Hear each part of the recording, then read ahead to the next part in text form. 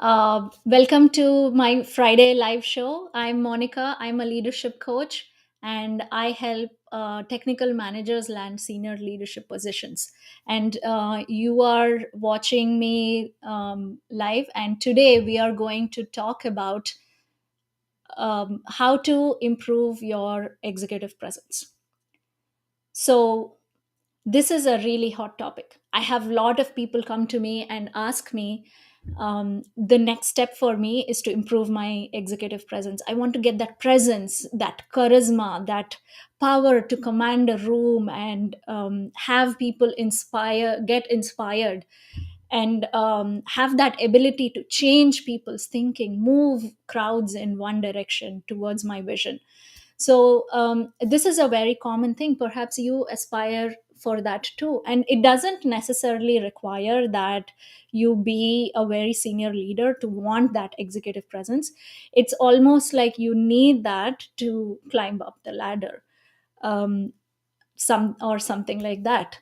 um, Sometimes we confuse that with confidence. Sometimes people say that is coming that comes from the way, like your personality. Certain personality types have executive presence.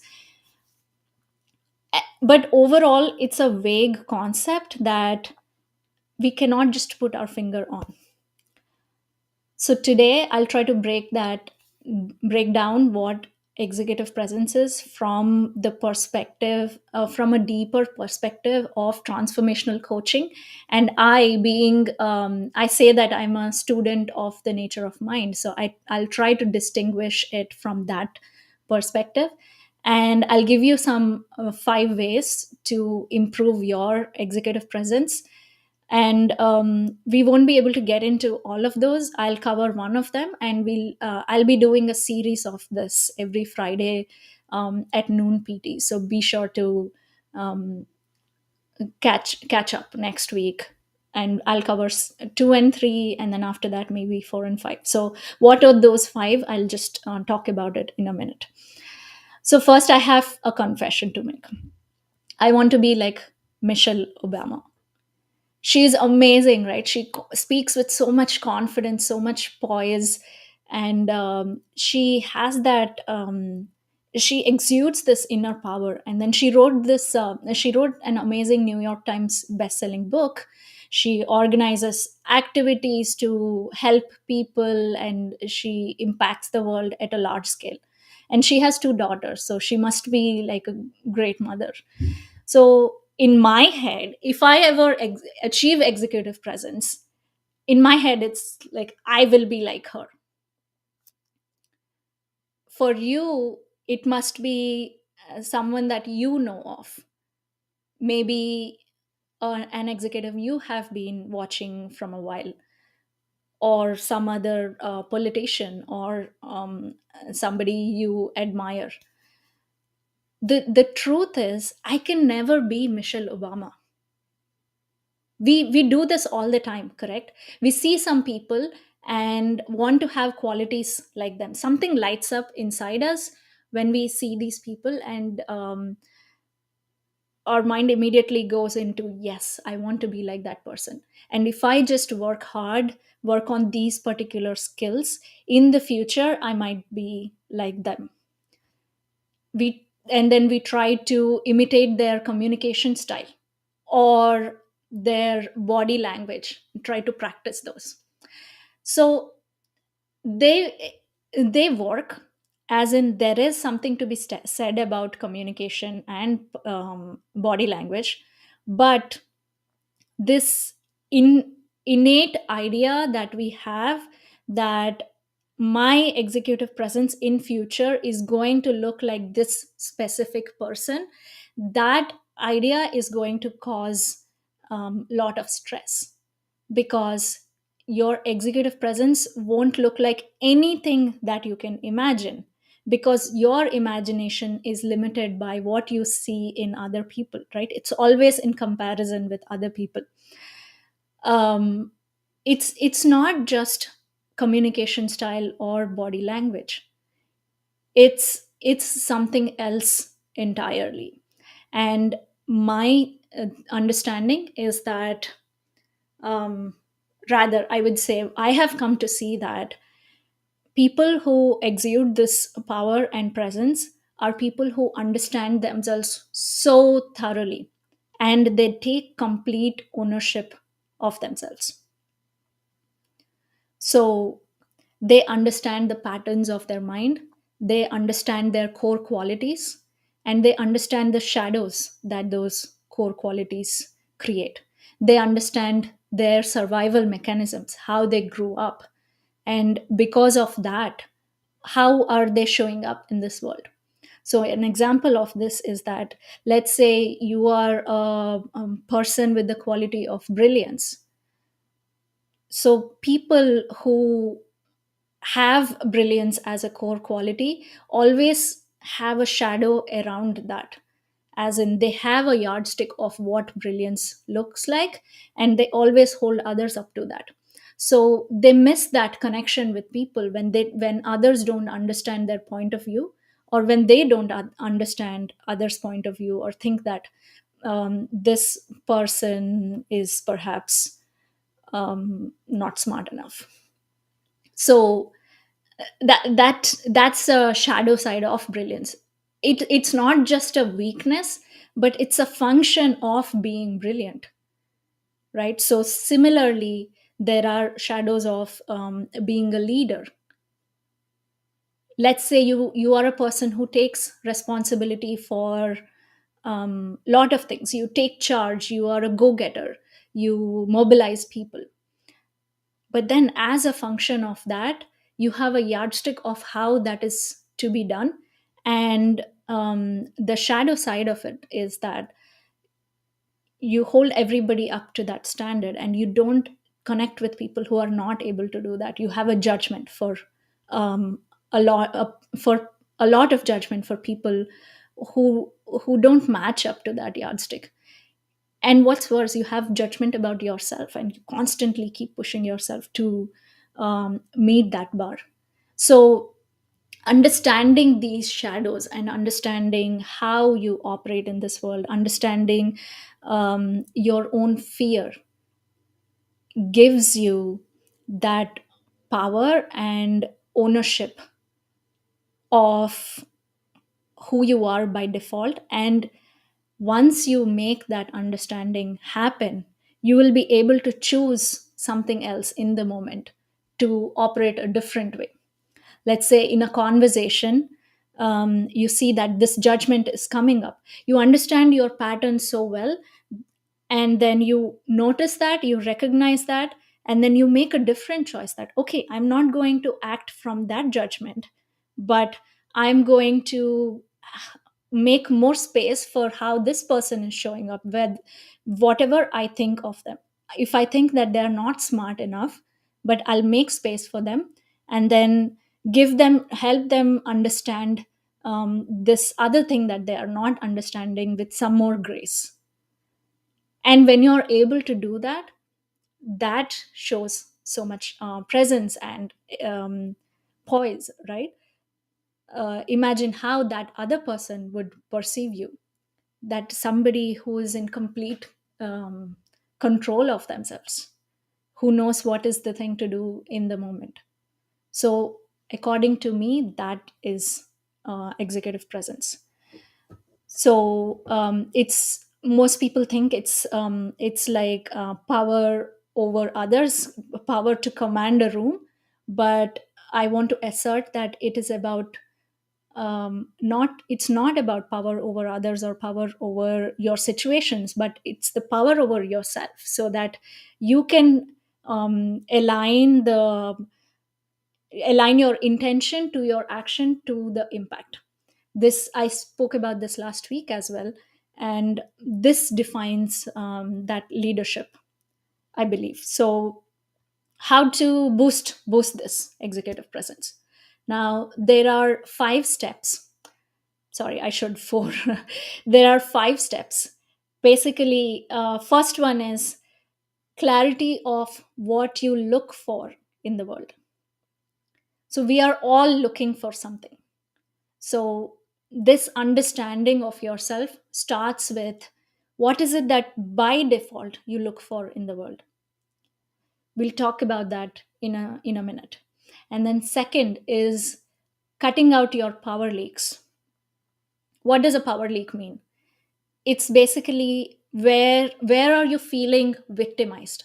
Where are you feeling I must do this, I have to do this, or you're being ruled by people around you, around by their fears, by their rules, by their uh, processes or boundaries.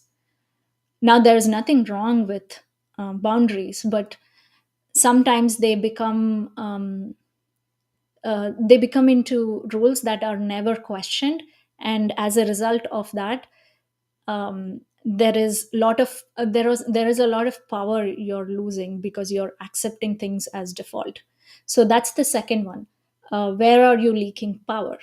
The third one, getting lot of discipline in your intentions and actions. Remember what I said about what leadership is the alignment of intention, action, and impact.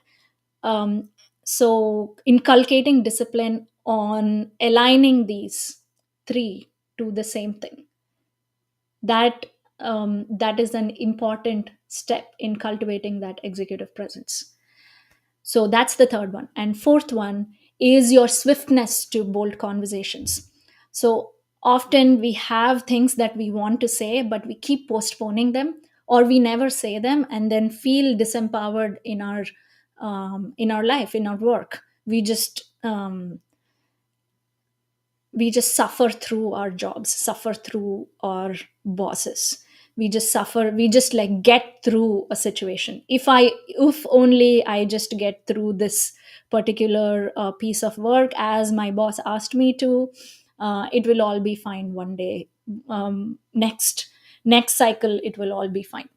Instead, if you are able to be swift in the conversations that you're making, so even before I have a funny analogy for this. How people say, well, when life gives you lemons, make a lemonade. I say that there are opportunities to make your lemonade even before life gives you lemons. So find those opportunities and act swiftly, speak up, empower yourself, and empower others. So your swiftness to bold conversations can make you look really powerful. That's number four. Number five is trusting yourself to make powerful decisions. What does powerful decision mean? It's again, powerful is one of those words that keeps getting thrown every time we don't have an adjective to define something. So, despite what I mean here is when we take decisions, we know we have to take objective decisions and not emotional ones. But Daniel Kahneman has proved that 80%, more than 80% of our decisions are emotional decisions. They are driven by our mental narratives. So when we are able to understand the mental narrative, detach from that, and then make a decision from that place, that is that shows a lot of power. So you see the common theme in all of these five, that it starts with understanding yourself. So let's talk about the first one, clarity, mental clarity in what you look for in the world. So let me take a sip before I jump in. If you're watching this live, please send me a comment and I will understand that somebody is watching. And if you have any questions, comments about what I'm saying, um, type them in the comment section, and I'll try to address that. So the first one, clarity in what you look for in the world. So by default we are looking for something. So we think that we are looking for that next promotion or maybe financial independence, right? But there is something deeper than that that you're looking for. Though it'll be nice to have get that promotion, and whatever that goal is for you, promotion, that big project, or fire, early retirement, there is a default context where that goal gets defined from. So it can be something like, it's not very crisp and defined. It's an abstract thing that we all operate from. So it can be something like the validation that you're a good leader, um, or that that you are a smart person, that you are a creative person, whatever identity of validation that you're looking for. That could be one thing. You could be looking for power. Somebody said to me, and I was stunned when they told me that they went after executive positions wanting power. And that's a valid thing. People want that, and that's okay that you want it. But it's the only thing is to recognize that that's what you're doing. Where we get stunned is by, in a default way, we look for that, and when we realize it or when we don't get it, we just get disappointed from life. So power is one thing that people look for. Lot of people look for more knowledge, knowing more, and they have this thirst for knowing different kinds of things. You could be looking for more stimulation, or you could be looking for proving to yourself that you can handle certain kinds of challenges that you think are very tough. And all these things are coming from our conditioning.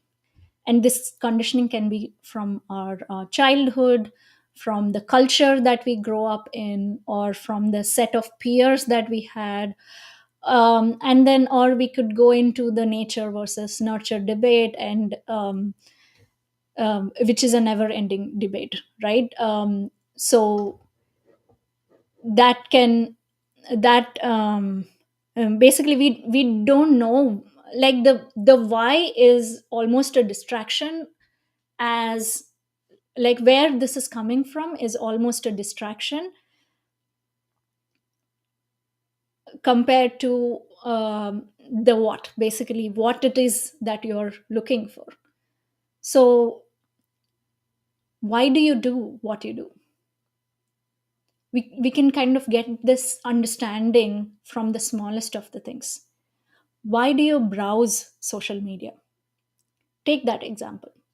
Do you do we want validation in terms of likes and comments? When I was getting into LinkedIn, one day I realized that I'm posting all this stuff, and suddenly I'm like, oh, I want more people to like my content, I want more people to comment on my content. And it's a very common thing that we get into. Maybe you are not posting on LinkedIn, maybe it's emails that you send at your work, or it's you are networking and you want people to respond to you in a certain way. So what is it that you're looking for? Are you looking to know more from this particular activity that you're doing? Like, let's take the example of social media, right? Are you looking to knowing more when you browse social media? Like, are you looking to acquire knowledge? Are you looking for that stimulation? What is that stimulation that you're looking for? Are you looking to avoid boredom? Are you looking to avoid certain emotions? So what is it that is driving you? Let's take another example of how to work with this, right? Which is your relationship to feedback. What when people give you feedback, what is your relationship to that? What is your relationship to yourself when you receive that feedback? Another example is, what is your relationship to tough situations around you? Do you feel that life life gives such situations all the time, and it's just for us to work with them? That's how life is. Or do you take it as, this is an exciting thing, let me go handle this? Of course nobody does that. That's like an ideal fantasy that we all aspire to be, to get to.